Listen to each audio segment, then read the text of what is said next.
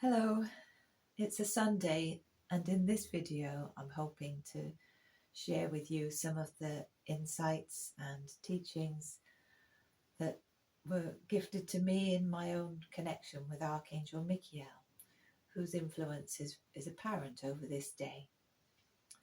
There are two angels whose influence are apparent very much on a Sunday. Archangel Sandalphon's influence comes in pre-dawn and in the morning, but there is a crossover even from dawn with Archangel Michael's influence. That's explored in my book, The Angelic Connection, but this video is focusing on the mighty Archangel Michael. That was the first thing I felt in my very first connection, the vastness of his influence. I felt so small. I wasn't even sure that, I just thought, if I'm going to receive anything, I was just exhausted actually. One of the first things I learned in my first connection with Archangel Michael was that Sunday and his influence is about replenishing your energy and self-care. If you're tired and you need to replenish your energy, then Sunday is a great day for it. Have a rest. If it's a sunny day, rest outside if you can, because you'll receive the benefit of the healing of the sun's rays and just being outside in all that life of creation.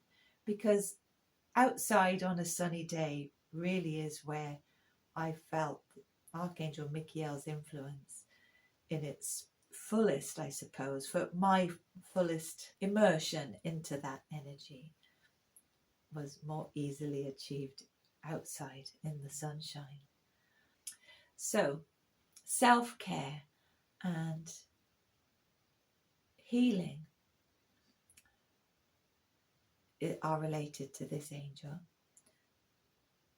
Physically in that respect that I've just mentioned, but also the healing of your inner self, because this archangel is very much about who you are at heart and your inner child and healing that is needed internally. Some of it stems back from our childhood.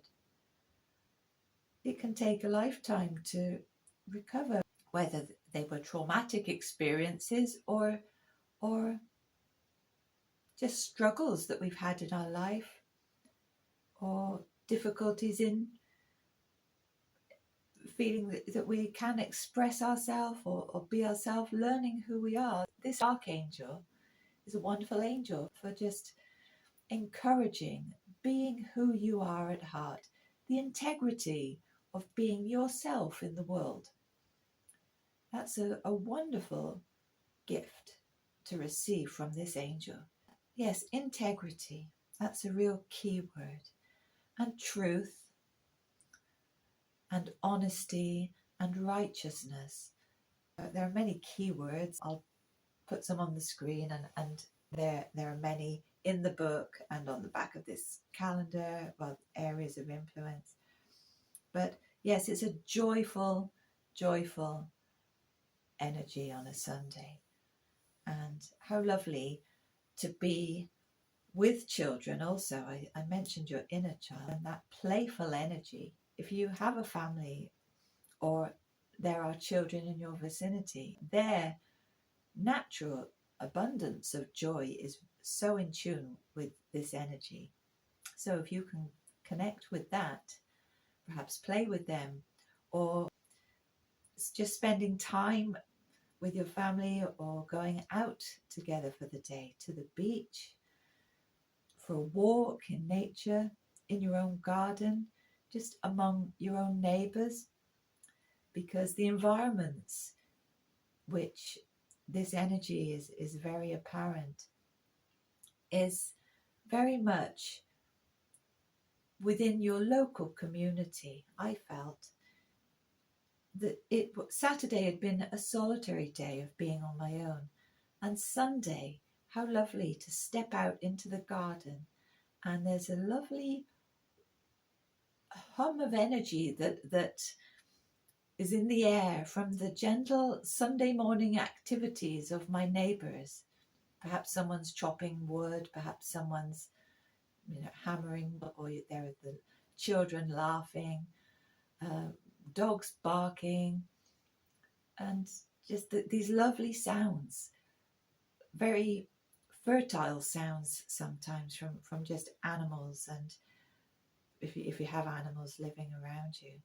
Some of the creatures that came as correspondences for me on a Sunday included grazing cattle, that lovely, abundant, fertile, wealthy scene really of cattle grazing at peace in the sunshine. That really holds this energy. Or bees buzzing among the flowers, not swarming bees so much in an edgy situation, although not all swarms feel edgy. You can feel the richness and abundance of a swarm of bees if you're a beekeeper. But yes, that gentle, lazy day feeling of a Sunday, because for many people it is a day of rest. And it's a different kind of rest to that Saturday Sabbath rest, which, as I've spoken of before, that's a day of focusing inwardly and upon God.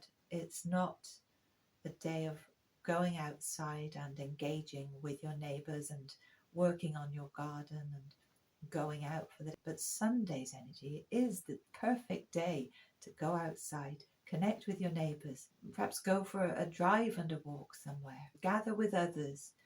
It's a lovely day for a church service because you're with your community there as well, and so there's fellowship.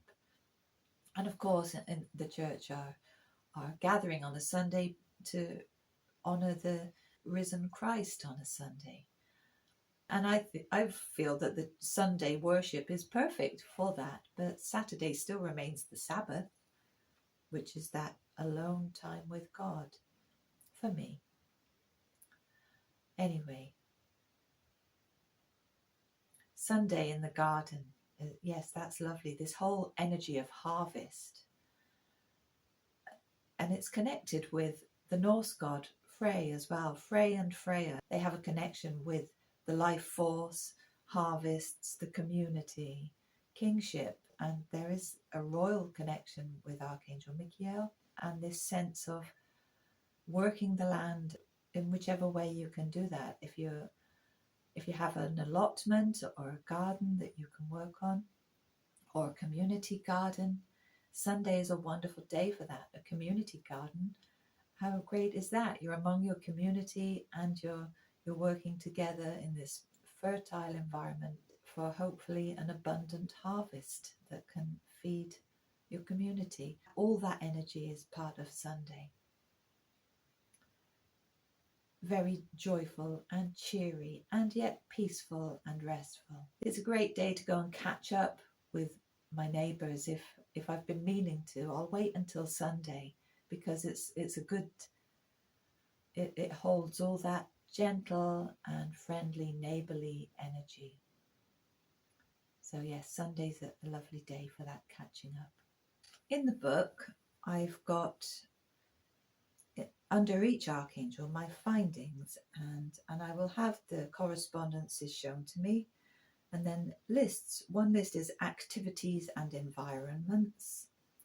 Then there's areas of focus, which are also on the calendar, and the things that the sun energy offers in particular, areas of personal soul development in connecting with this archangel, and also negative blocks. With this archangel, there's a real sense of contentment and optimism and success. It's a vibrant energy, and to have that vibrancy flowing through you and outwardly and into your endeavours, that brings growth and it brings success and contentment. So many people, at least traditionally, for me growing up in Britain, Sunday was a day for the Sunday dinner, a roast dinner usually, and it might well have the vegetables grown in your own garden or allotment. It's a family meal shared around a table, and I feel it uses the Sandalphon energy to some degree in the preparation of the meal. It takes a long time to prepare that meal. Sandalphon's energy is very humble and earthly and great for working with the root vegetables which form such a large part of that meal. And yes, very often I'm preparing that meal and Harry's out working on the garden on a Sunday. Or perhaps we're both working out in the garden because, yeah, perfect day for it. Getting a lot done. So another aspect to the energy of this angel is righteousness and the triumph of good over evil. Archangel Michael in the book of Revelation is the angel who casts Satan out of the heavenly realm to earth. Satan and his angels, there's a battle fought in the heavenly realms and Satan's cast to earth, and that kicks off the last 3.5 year period before Christ returns to rule. But Archangel Michael, this angel of righteousness and justice, and so an excellent angel when you're working on strengthening these qualities in yourself, wanting to live a more righteous life. You can be aware of things that you need to change in yourself, and that this angel can help you in that. With this calendar, although it's made so that you can turn the page every day for the influence of the ruling angel of each day, but if you specifically want to engage with one angel, where you could just set it that page on your mantelpiece or wherever, and just seeing that every day it's just a wonderful connector. And I found at times in my life, if anything is a bit out of balance, if I feel that I've done some wrong and I'm not at peace with that yet, I've often found that I don't feel strong enough to wear an orange scarf or orange clothes, or to drink from the mug with Archangel Michael. That's interesting. It's as if I can feel that there's I'm not in the right place in myself to be at ease or in tandem with that energy.